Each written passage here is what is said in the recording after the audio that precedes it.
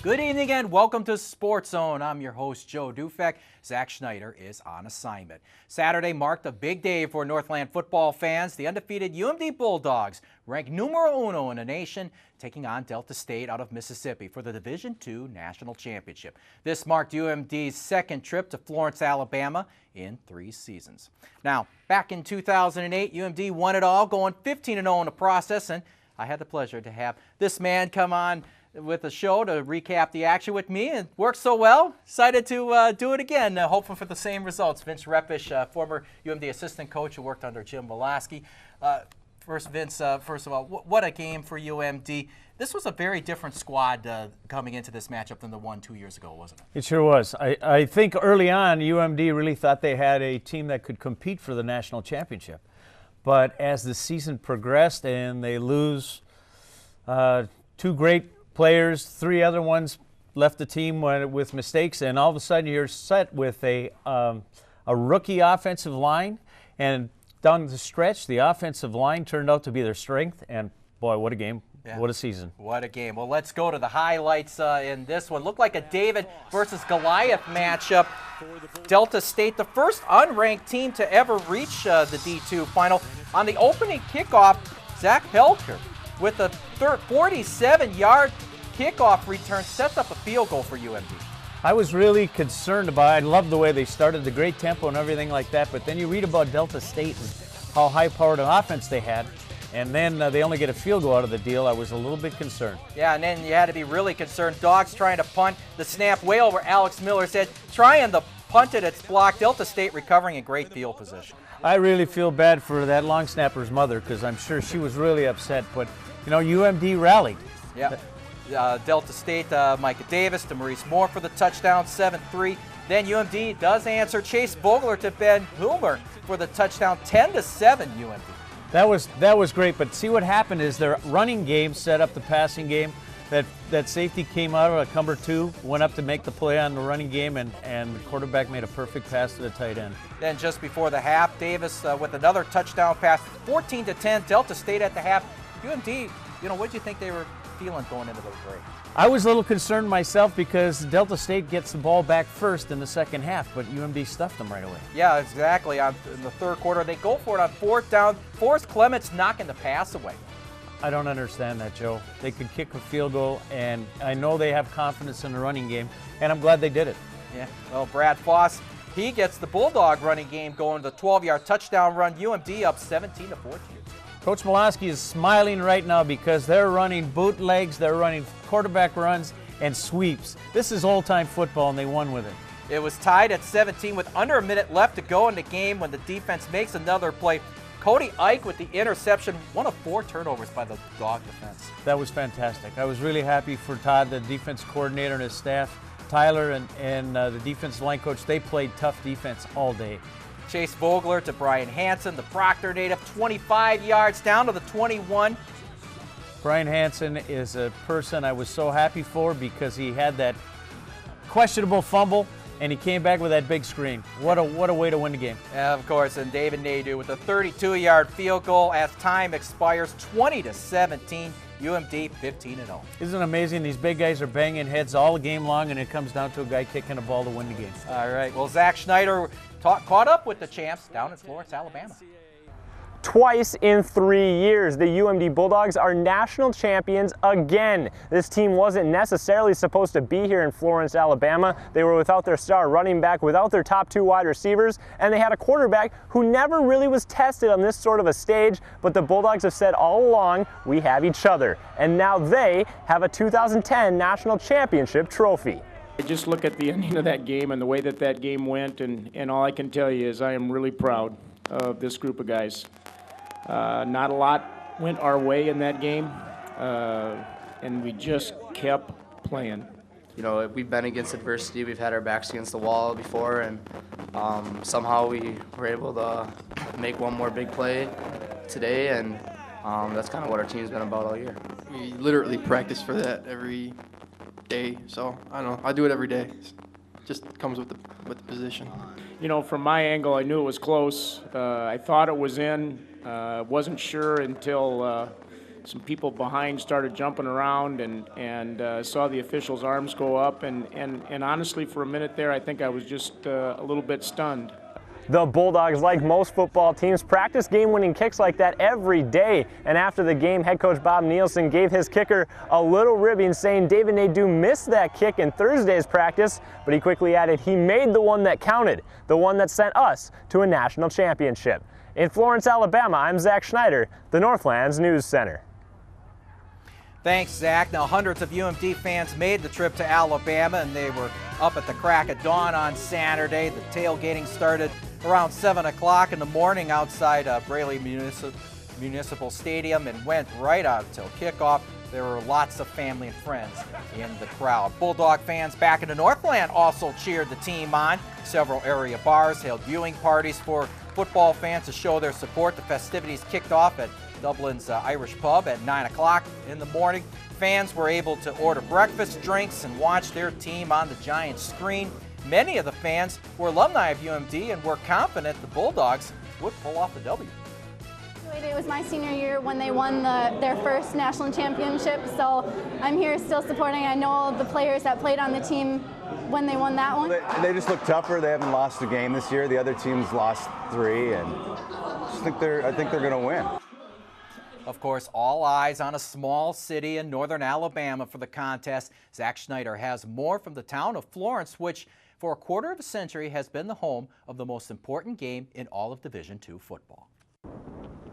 Florence, Alabama is about half the size of Duluth. Only about 38,000 people live here, but it is part of a much larger area known as the Shoals. We're known as the Shoals area because of the Tennessee River. Most people know us for, this is the headquarters originally for the Tennessee Valley Authority. We're the home of W.C. Handy.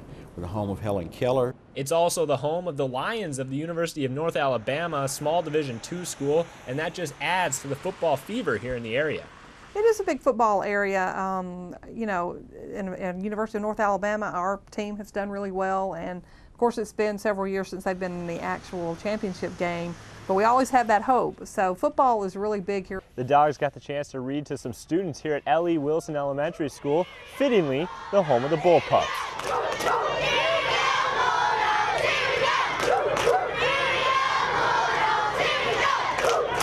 It's wonderful. It's probably the most exciting time that we have during the entire school year. We start school a lot of times at the beginning of the year, and they start asking, you know, are the players coming? Are the players coming? In August, and when the playoffs start, we'll actually pull the bracket up in the classes. They'll track the teams to see which team is coming to visit us. This year, it was the Bulldogs of UMD united with the Bullpups of L.E. Wilson Elementary, part of a community service event that has long been a part of the national championship weekend here in northern Alabama. The Dogs received a hero's welcome from the kids, but school principal Carlos Nelson said the favor is definitely returned. They do an awesome job of making our kids feel special also. They take the time a lot of times to spend time with them, whether it's getting on the bus with them last night, going to the championship celebration, signing autographs, taking pictures with them. So they do a great job of spending time with our kids too. The school only had since last Saturday's semifinal game to prepare, but when players pulled up Friday morning, L.E. Wilson was all decked out in maroon and gold. They'll take time, let each homeroom make their signs and hang the banners. The kids really look forward to it, and it's something that it's one of the things that they enjoy doing about school. It's making the signs, coloring, and painting. The players have fun with it too. Several veterans said it was one of their favorite things about being here in 2008, and the newcomers to National Championship weekend definitely left L.E. Wilson Elementary with smiles on their faces. I'm Zach Schneider reporting for SportsZone.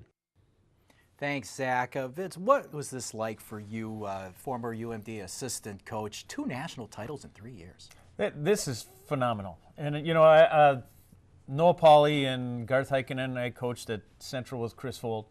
And some of the other kids, Boyd Hansen, I coached him, and here his son is running. So, yeah, it's really great to see what Coach Nielsen and his staff has done to bring this football program to another level is phenomenal. And it's really exciting for the school. How about new Chancellor Black stepping in and getting a national championship in his first year? Yeah, 1-0 so far. Well, thank you so much for coming on to the program tonight again. Let's not wait 2 years. Let's just do this again next year. That's fine with me. As long as they keep winning, you just keep coming back. I like talking football. All right, sounds good. Well, still to come on the zone, some high school range teams picked up victories this week in basketball and hockey. Highlights of those games and more later on. But next, the puck drops for the first time at Amsoil Arena. Sort of. We'll check out that, plus troubles at the Metrodome. That and more when we return.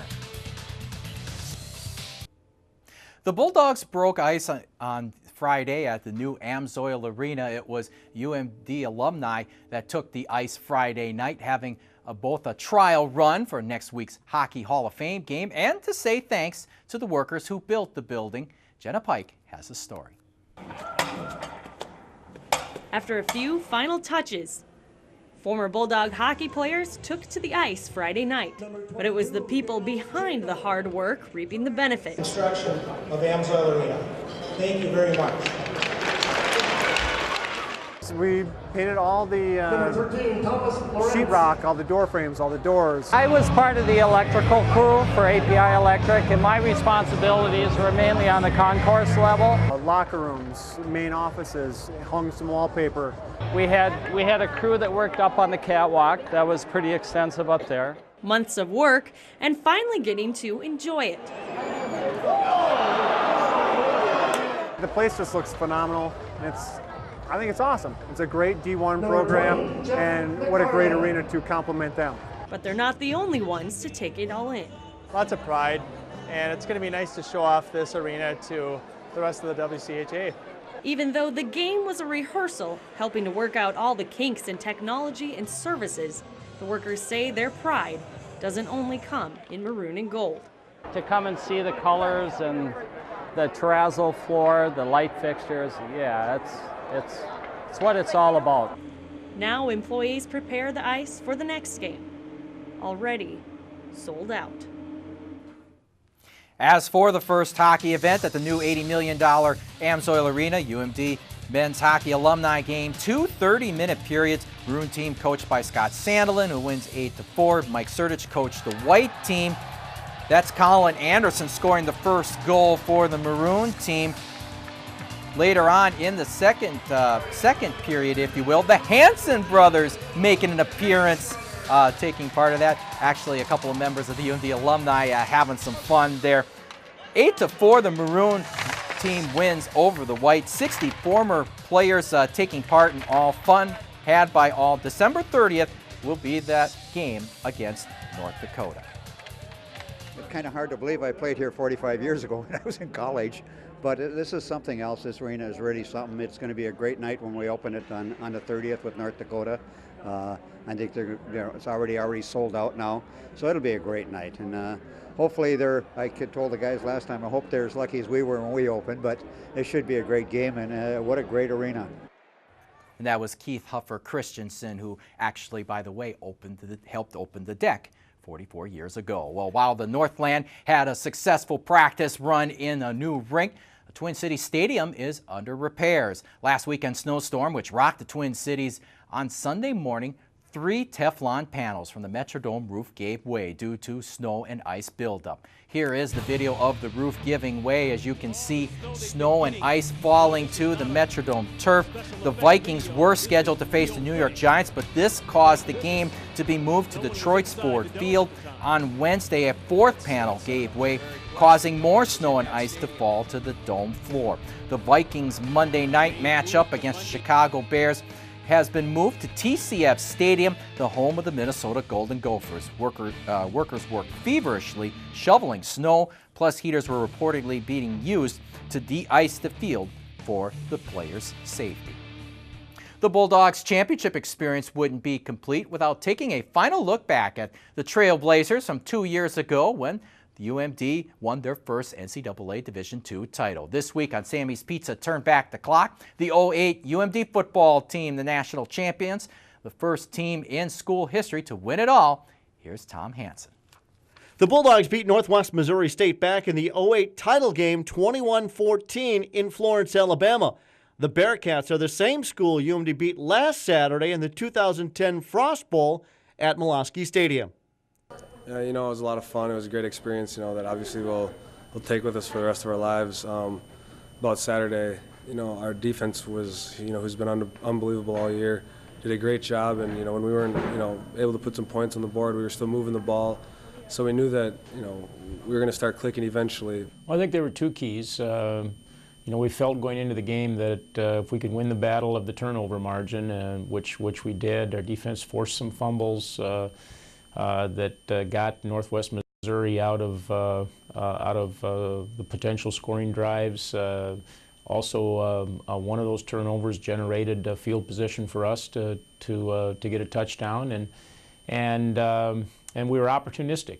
Not that you compare it to 08, but you'd like to finish like 08, right? Complete the season, run the table, and hoist that trophy, right? It's very tough to compare teams. I was fortunate enough to be around in the 08 year when we had people like Jim Johnson and Tyler Yelk playing, and Ted Schlafke, Tobias Lemke, just outstanding leaders, outstanding upperclassmen. And I like to see the echo of that is still happening here. We have guys like Robbie Arich and Forrest Clements and Jim Coons that are constantly leading this team. They're out here every day. It doesn't matter what the weather is. As you can tell, the weather definitely is something. For SportsZone, I'm Tom Hansel reporting. Coming up, we've got high school basketball, mix in some hockey, plus a dash of cross-country skiing for our perfectly blended flavor of prep action to quench your taste buds. That's next, but first, a quick timeout.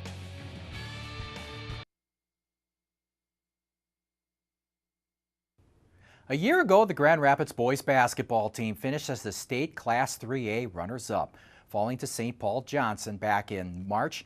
On Thursday, playing for a road win at Duluth Central, the Thunderhawks 3-1 going into the contest. First half, Thunderhawks with a big lead. Jacob Bibbo will drive with the basketball and dish it off to Alex Illikainen, who knocks down the short jumper.